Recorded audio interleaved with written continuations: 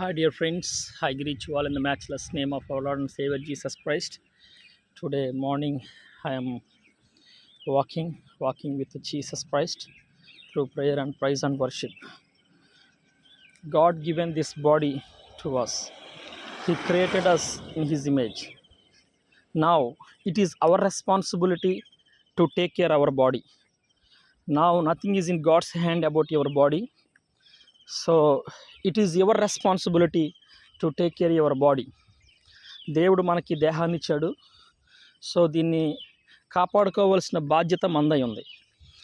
ఈరోజు ఉదయం నేను వాకింగ్ చేస్తూ ఉన్నాను. ప్రతి ఒక్కరు కూడా మన శరీరానికి ఎక్సర్సైజ్ అవసరమైంది. ప్రతి ఒక్కరూ ఈ విషయాన్ని గమనించాలి.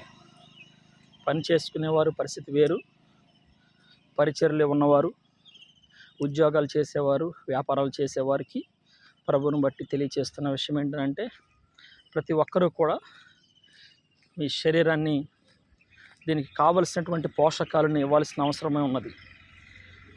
కాబట్టి ఏమి తింటున్నాము, ఎలా ఉంటున్నాము అనేది జాగ్రత్తగా గమనించవలసిన వారమై ఉన్నాం.